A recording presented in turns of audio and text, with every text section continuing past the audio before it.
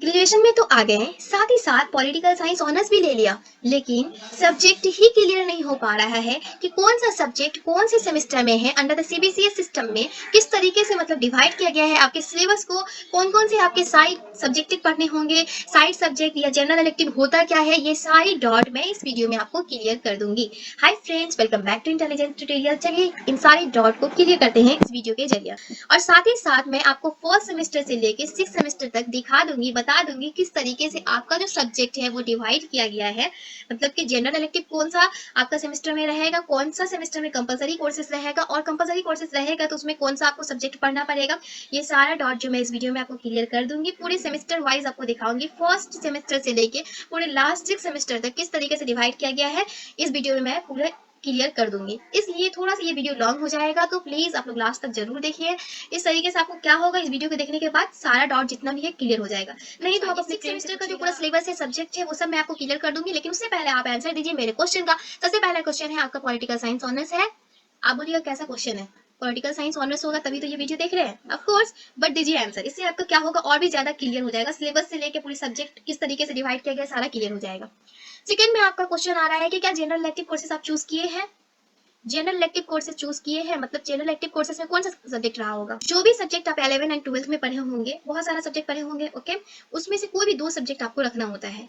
अब ऐसा नहीं कि पॉलिटिकल साइंस ऑनर्स आप ले लिए हैं तो पॉलिटिकल साइंस सब्जेक्ट ही आप जनरल में भी रख लीजिएगा, जनरल इलेक्टिव में भी रख लीजिएगा, ऐसा नहीं है, बल्कि आपको जनरल इलेक्टिव में कोई दो अलग सब्जेक्ट चूज करना होगा। हिस्ट्री इंग्लिश या इंग्लिश जियोग्राफी, जो अभी आपका सब्जेक्ट रहा होगा 11-12 में, वहां से आपको दो कोई सब्जेक्ट यहाँ पर चूज करना होता है। अगर आपको याद नहीं है तब भी आप जाकर देख लीजिएगा, जो फॉर्म फिलअप किए हैं आप एडमिशन टाइम, वहां दिया रहता है, तो उससे पता चल जाएगा कि आप कौन कौन सा सब्जेक्ट जो है वो चूज किए हैं। उसके बाद आपका एक कंपलसरी कोर्सेज रहता है, मतलब कि अगर आप हिंदी मीडियम से होंगे तो आपका हिंदी सब्जेक्ट होगा, और अगर आप उर्दू मीडियम से होंगे तो उर्दू होगा, और अगर इंग्लिश मीडियम से होंगे तो इंग्लिश होगा, और अगर बंगाली मीडियम से होंगे तो बंगाली सब्जेक्ट होगा।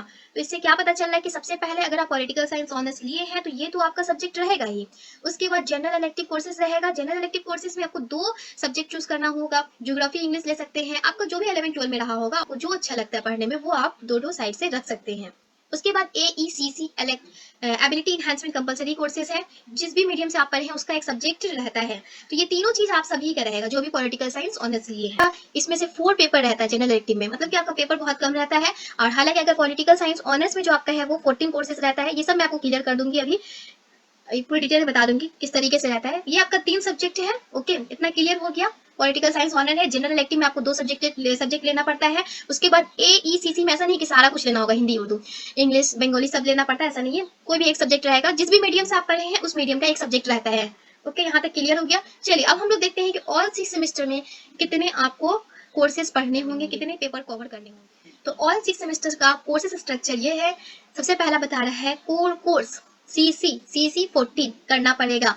और ये कोर कोर्स क्या है, देखिए नाम रख दिया गया पॉलिटिकल साइंस ऑनर्स का, जो पॉलिटिकल साइंस जो आप लिए हैं ऑनर्स सब्जेक्ट, तो उसमें क्या करना पड़ेगा, पॉलिटिकल साइंस ऑनर्स का जैसे कि इंडियन पॉलिटी हुआ, ओके, नेशनल लेवल का, इंटरनेशनल लेवल का पॉलिटी हुआ, ये सारे को paper wise core courses wise divide कर दिया गया। एक कोर्सेज में मान लीजिए आपको इंडियन पॉलिटी का पूरा पढ़ाएगा, तो फिर दूसरे कोर्सेज में आपको दूसरे कोर कोर्सेज में आपको पूरा वेस्टर्न पॉलिटी पढ़ाएगा। ये भी क्लियर कर दूंगी मैं आपको। चलिए आपको चार्ट पे दिखा दे रही हूँ। तो यहाँ पर आपका लिस्ट दिया हुआ है कोर कोर्सेज का, ओके, देखिए पूरा आपका 14 कोर कोर्सेज जो है उसका नेम के साथ, पेपर का जो नेम है, तो ये आपका 14 कोर्सेज है। यहाँ पर जो है ये 1 2 3, इसी को आपको क्या करना है, CC1 CC2 करके इस तरीके से आपका रहेगा। तो सबसे फर्स्ट सेमेस्टर में आपका कौन सा रहेगा, CC1 ये वाला एंड 2, ओके। उसके बाद ये कौन सा सेमेस्टर में रहेगा, सिर्फ फर्स्ट सेमेस्टर में ये 2 पेपर आपको करना होगा।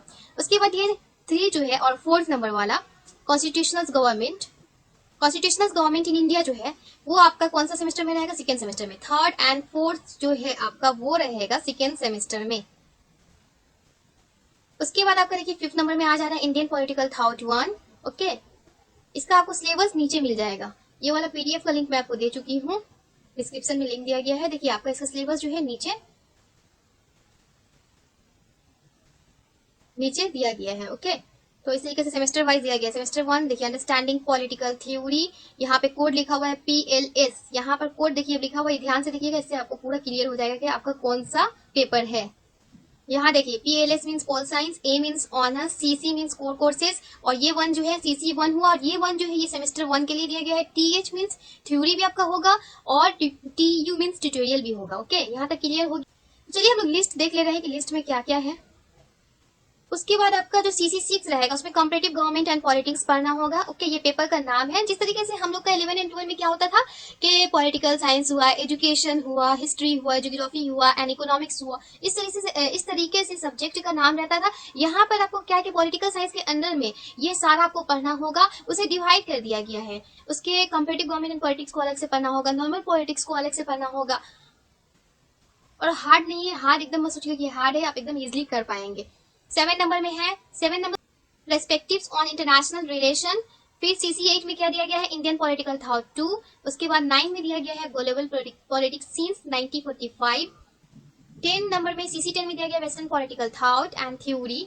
उसके बाद दिया गया है 11 में western political thought and theory 2। Okay, ये दोनों देखिए थ्योरी 1 एंड थ्योरी 2 अलग अलग है। फिर CC12 आपका पॉलिटिकल सोशियोलॉजी है। फिर CC13 में आपका पब्लिक एडमिनिस्ट्रेशन है, और CC14 में administrative and public policy in India है। तो ये पूरा 6 सेमेस्टर का आपको 14 जो कोर कोर्सेज है वो ये है। ओके, तो यहाँ आपको समझ में आ गया कि यहाँ पे देखिए 3 एंड 4 क्या है कि आपका सेकेंड सेमेस्टर में आएगा, और 5, 6 एंड 7 जो है वो क्या होगा आपका थर्ड सेमेस्टर में आएगा। मतलब 3 कोर कोर्सेज आपको थर्ड सेमेस्टर में पढ़ना होगा। उसके बाद आपका 8 नंबर, 9 नंबर और साथ ही साथ 10 नंबर ये आपका फोर्थ सेमेस्टर में आएगा। अब आपका कितना पेपर बच गया, 4 पेपर बच गया। इस 4 पेपर को कैसे डिवाइड किया गया है, देखिए ये वाला जो है 11 नंबर एंड पॉलिटिकल सोशलाइजेशन, ये आपका आ जाएगा 5th सेमेस्टर में। उसके बाद 13 एंड 14 जो है वो आपका last semester mean 6th semester में आ जाएगा। इस तरीके से आपका पूरा कोर कोर्सेज कंप्लीट हो गया। इसे और भी अच्छे तरीके से हम लोग समझेंगे सेमेस्टर वाइज किस तरीके से डिवाइड किया गया है। चलिए हम लोग समझ, तो मैं उम्मीद करती हूँ कि आपको चार्ट क्लियर हो गया होगा। आप देखिए तो यहाँ पे आपको ये समझ में आ गया, क्लियर हो गया कि आपको 14 कोर्सेज करने होंगे। ओके, और इसे शॉर्ट कट में क्या लिखते हैं, और इसे शॉर्ट फॉर्म में क्या लिखते हैं, CC लिखते हैं। तो आपका CC1 CC2 इस तरीके से आएगा, हर जगह कोर कोर्सेज कर नहीं आएगा। उसके बाद हम लोग देखेंगे, मतलब ये आपका ऑनर्स पेपर का हो गया। ऑनर्स पेपर का आपको 14 पेपर करना होगा, और हर एक पेपर 100 मार्क्स का होगा, मतलब कि 1400 मार्क्स का आपका ये कोर कोर्सेज वाला पेपर रहेगा। इसके बाद जनरल इलेक्टिव रहेगा, जो मैं आपको ऑलरेडी बता चुकी हूँ कि आपका जनरल इलेक्टिव कोर्सेज भी रहता है। जनरल इलेक्टिव कोर्सेज रहेगा, लेकिन सिर्फ और सिर्फ इसमें 4 पेपर आपको करने होंगे। ठीक है, 4 पेपर मतलब 400 का सिर्फ पेपर होगा, एक एक पेपर 100 का रहता है। आप लोग को मार्क्स में बहुत प्रॉब्लम होता है कि कितने मार्क्स का होता है, तो अगर आप सेमेस्टर वाइज देखेंगे तो आपको और भी ज्यादा क्लियर हो जाएगा। मैं सेमेस्टर वाइज सिलेबस क्लियर कर चुकी हूँ कि किस तरीके से आपका पॉलिटिकल साइंस ऑनर्स में आपका मार्क्स डिवीजन किया गया है, कौन कौन सा सिलेबस है, ये सारा कुछ मैं आपको क्लियर कर चुकी हूँ। तो वो वाला वीडियो देखे जाकर वहां से आपको क्लियर हो जाएगा, और वीडियो का जो लिंक है वो डिस्क्रिप्शन में दिया हुआ है। तो यहाँ पर जनरल इलेक्टिव मतलब आप ऑनर्स है, इसलिए ऑनर्स का पेपर आपको कितना पढ़ना पड़ रहा है, 14 पढ़ना पड़ रहा है। वहीं पर देखिए जनरल इलेक्टिव मतलब जो 2 आप रखे होंगे सब्जेक्ट, एजुकेशन, इंग्लिश, कुछ भी 2 सब्जेक्ट जो आपका रखे होंगे, वो उसमें से सिर्फ और सिर्फ 4 पेपर पढ़ने होंगे। ओके, ये भी सेमेस्टर वाइज डिवाइड किया गया। कैसे डिवाइड किया गया वो मैं आपको क्लियर कर दूंगी। पहले आप ऑल 6 सेमेस्टर देख लीजिए किस तरीके से आपको पूरे 6 सेमेस्टर में कितना पेपर पढ़ना पड़ रहा है। तो जनरल इलेक्टिव का 4 पढ़ना पड़ रहा है, और कोर कोर्सेज 14 पढ़ना पड़ रहा है। नेक्स्ट है डिसिप्लिन स्पेसिफिक इलेक्टिव, जिसको DSC के नाम से भी जानते हैं, और ये DSC का पेपर 4 है। अब ये DSC क्या है, DSC भी पॉलिटिकल साइंस ऑनर्स से भी रिलेटेड पेपर है। ये तो आपका मेन पेपर हो गया आपका। ओके, सारा ऑनर्स से रिलेटेड है। ऑनर्स पेपर से मतलब आप पॉलिटिकल साइंस ऑनर्स लिए हैं, तो पॉलिटिकल साइंस की तरफ ही आपको पूरा घुमाएगा। मतलब इंटरनेशनल लेवल का पढ़ाएगा, नेशनल लेवल का पढ़ाएगा, वेस्टर्न पॉलिटिकल थॉट पढ़ाएगा, इंडियन पॉलिटिकल थॉट पढ़ाएगा, ये सारा कुछ आपको पढ़ना होगा। और डिसिप्लिन स्पेसिफिक इलेक्टिव में आपका जो कॉमन मतलब एकदम बेसिक इशू जो होता है, समाज का, सोसाइटी का बेसिक इशू जो होता है, उसको पढ़ाया जाता है। ओके, 4th नंबर में है आपका skill enhancement elective courses, SEC, जिसको जानते हैं SEC के नाम से भी जानते हैं, और इसका सिर्फ और सिर्फ 2 पेपर रहेगा। यहाँ पर कोर कोर्सेज में एक और मैं आपको बता दे रही हूँ बात कि कोर कोर्सेज में आपको कोई भी चूज नहीं करना होगा। 14 कोर्सेज है तो 14 कोर्सेज आपको करना होगा, लेकिन यहाँ पर जनरल इलेक्टिव में आपको भी कोई भी चूज नहीं करना होगा। यहाँ पे नो आपका चूज रहेगा, जितना पेपर रहेगा वो आपको पढ़ना होगा। यहाँ पर डिसिप्लिन स्पेसिफिक इलेक्टिव में चूज करना होगा। यहाँ पर 1 पेपर रहता है, और 1 पेपर में से आपको कोई 4 पेपर चूज करना होता है। स्किल एनहांसमेंट में 4 पेपर रहेगा, 4 में से कोई 2 पेपर चूज करना रहता है। ओके, तो कौन सा आपको लेना है, कौन सा आपको अच्छा लग रहा है वो लेंगे, लेकिन आपसे बेहतर आपके प्रोफेसर, आपके टीचर जान सकते हैं कि कौन सा ले, इसलिए आप अपने टीचर से मशवरे करिए, मशवरा करने के बाद लीजिए। और अगर आप चाहते हैं कि इसके ऊपर मैं वीडियो बना दूं कि कौन सा आप चूज करें, आपके लिए कौन सा इजी रहेगा, तो कमेंट करके बोले। अगर बहुत ज्यादा कमेंट आएगा तो मैं बना दूंगी। ओके, तो यहाँ पर आपको 4 चूज करना होता है, जो इजी रहता है। इजी क्या देखिए, जो मतलब कि लेंथी ज्यादा नहीं रहता है। उसके बाद लास्ट आ रहा है क्या, एबिलिटी इनहेंसमेंट कंपलसरी कोर्सेज। इसका ओनली 2 पेपर रहता है, 200 मार्क्स का। ओके, तो इस 2 पेपर में एक तो आपका जिस मीडियम से है वो पेपर रहेगा और सेकंड सेमेस्टर में एनवायरमेंटल साइंस सभी का रहता है, जिस भी मीडियम से हो, इंग्लिश हो, उर्दू हो, बंगाली हो, जिस भी मीडियम से होंगे, उनका ability enhancement compulsory courses second semester में ईवीएस एनवायरमेंटल साइंस रहता है। तो इस तरीके से हमें क्या पता चला, हमें ये पता चला कि 26 कोर्सेज है, 26 पेपर हैं और इस 26 पेपर को अगर हम लोग मल्टीप्लाई करेंगे 100 से तो 2600, तो आपका टोटल एग्जाम 2600 का होता है। ओके, यहाँ तक क्लियर हो गया। नेक्स्ट है कि हम लोग सेमेस्टर वाइज समझ लेते हैं कि किस तरीके से आ रहा है। तो फर्स्ट सेमेस्टर में आपका आ रहा है यहाँ पर CC 1 एंड 2। इसका अगर आप सिलेबस डाउनलोड करना चाहते हैं तो आपको डिस्क्रिप्शन में लिंक दिया गया है, वहां से आप डाउनलोड कर सकते हैं। ओके, क्योंकि इसमें मैं आपको सिलेबस नहीं बता रही हूँ, सिलेबस बताऊंगी तो और भी ज्यादा लॉन्ग वीडियो हो जाएगा। और सिलेबस ऑलरेडी मैं बता चुकी हूँ, सेमेस्टर वाइज सिलेबस आपको बता चुकी हूँ सीसी का। देखिए, कोर कोर्सेज का और साथ ही साथ जो डिसिप्लिन स्पेसिफिक इलेक्टिव कोर्सेज है और ACCM, ये तीनों क्या है, पॉलिटिकल साइंस से ही जुड़ा हुआ है, इसलिए इस तीनों का सिलेबस आपको एक ही PDF में मिल जाएगा। जो PDF का लिंक नीचे दिया गया डिस्क्रिप्शन में, वहां से चेक कर लें। लेकिन जनरल इलेक्टिव का आपको यहाँ पर नहीं मिलेगा सिलेबस का PDF, क्योंकि आपको जो भी सब्जेक्ट आप लिए हैं उसको सर्च करिए, वहां से आ जाएगा। अगर कोई प्रॉब्लम आ रहा है तो बताइएगा, मैं कोशिश करूंगी उसके ऊपर भी आपको बता दूं कैसे आप सिलेबस, मेन सिलेबस आपका जो है वो निकाल ले। ओके, तो उसके अलावा और एबिलिटी एनहांसमेंट कंपलसरी कोर्सेज का भी यहाँ पर मैं सिलेबस नहीं दी हूँ। वो सिलेबस भी आपको क्या करना पड़ेगा, सर्च करके निकालना पड़ेगा। और अगर आपको बहुत ज्यादा प्रॉब्लम हो रहा है तो डोंट वरी, मैं आपको दूसरी वीडियो में दे दूंगी। ओके, इसके बाद जो वीडियो लाऊंगी उसमें आपको दे दूंगी, उसकी डिस्क्रिप्शन चेक करेंगे तो वहां से आपको मिल जाएगा। तो फर्स्ट सेमेस्टर में आपको CC 1 एंड 2 करना होगा, उसके बाद जनरल इलेक्टिव 1 करना पड़ेगा, मतलब जनरल इलेक्टिव का एक पेपर करना होगा। ऐसा नहीं कि एजुकेशन और इंग्लिश दोनों करना होगा। देखिए, एग्जांपल के तौर पे मैं आपको 2 सब्जेक्ट यहाँ पर ले ली हूँ, आपको बहुत मतलब ये बता चुकी हूँ कि आपका 2 सब्जेक्ट रहेगा, कोई भी जो आपका है वो देख लीजिए। अगर एजुकेशन इंग्लिश है तो ठीक है, आपका एजुकेशन इंग्लिश ही रहेगा। तो अगर मान लीजिए कि अगर एजुकेशन फर्स्ट सेमेस्टर में है तो ये फर्स्ट सेमेस्टर में इंग्लिश नहीं रहेगा, कोई भी एक सब्जेक्ट आपको पढ़ना होता है। तो जनरल का कोई भी एक सब्जेक्ट आपको पढ़ना पड़ेगा, या तो एजुकेशन पढ़िए या तो इंग्लिश पढ़िए। ओके, तो ये भी आपको चूज करना होगा। जनरल इलेक्टिव में ये चीज चूज करना होगा कि आप कौन सा सब्जेक्ट पहले रखना चाहते हैं, क्या इंग्लिश पढ़ना चाहते हैं फर्स्ट सेमेस्टर में या एजुकेशन पढ़ना चाहते हैं, तो ये आपको चूज करना होता है। नेक्स्ट है एबिलिटी एनहांसमेंट कंपलसरी कोर्सेज, जिसमें आपको कोई भी एक कोर्सेज लेना पड़ेगा, मतलब जिस भी आप मीडियम से है वो आपका रहेगा। अगर आप हिंदी मीडियम से तो हिंदी रहेगा, अगर आप उर्दू मीडियम से तो आपका उर्दू सब्जेक्ट रहेगा, और अगर आप इंग्लिश मीडियम से है तो इंग्लिश रहेगा, और अगर आप बंगाली मीडियम से तो बंगाली रहेगा। तो फर्स्ट सेमेस्टर में ये क्लियर हम लोग को हो गया कि यहाँ CC मतलब कि ऑनर्स का पेपर 2 पढ़ना पड़ेगा और एक जनरल इलेक्टिव पढ़ना पड़ेगा। जनरल इलेक्टिव में जो भी आपका 2 सब्जेक्ट जनरल इलेक्टिव में रखे होंगे, उन दोनों सब्जेक्ट में से एक चूज करना होगा, एक ही सब्जेक्ट पढ़ना पड़ेगा। उसके बाद एक एबिलिटी एनहांसमेंट कंपलसरी कोर्सेज होगा, जो भी मीडियम से आप पढ़े हैं, हिंदी मीडियम से पढ़े होंगे तो हिंदी होगा, उर्दू मीडियम से पढ़े होंगे तो उर्दू होगा। ओके, इस तरीके से हम लोग को ये क्लियर हो जाता है कि ये पूरा पेपर जो है यहाँ पर कितना है, 4 पेपर है। और 4 पेपर हुआ मतलब कि कितना 100 का हुआ, 400 का, क्योंकि सब पेपर एक एक 100 का है, एक एक 100 से कम का नहीं है। ओके, यहाँ तक क्लियर हो गया। ये फर्स्ट सेमेस्टर का था। फर्स्ट सेमेस्टर का सिलेबस आपको इजीली मिल जाएगा, आप जाकर प्लेलिस्ट चेक करें, वहां पर मैं बनाकर रखी हुई है CC 1 एंड 2 को। मैं अच्छे से डिस्कस कर दी हूँ कि किस तरीके से आपको कवर भी करना चाहिए ये पूरा सिलेबस, तो वहां से आप देख सकते हैं। चलिए हम लोग सेकेंड सेमेस्टर में देखते हैं कि क्या दे रहा है। सेकेंड सेमेस्टर में आपका दे रहा है, सेकेंड सेमेस्टर में आपका देखिए CC 3 एंड 4 दे रहा है। यहाँ भी मतलब कि 2 कोर कोर्सेज आपको करने होंगे। उसके बाद है जनरल एक्टिव का एक ही पेपर करना होगा। उसके बाद है AECC का एक पेपर करना होगा, जैसा कि मैं आपको बताई थी। तो CC 3 एंड 4 आपको करना होगा, ये दोनों अलग अलग पेपर रहेगा, एक साथ नहीं रहेगा। ओके, उसके बाद जनरल इलेक्टिव का एक पेपर करना होगा। या तो आपका अगर मान लीजिए जो भी सब्जेक्ट है, जो अगर मान लीजिए एजुकेशन आपका फर्स्ट सेमेस्टर में था तो अभी कौन सा सब्जेक्ट रहेगा, इंग्लिश रहेगा।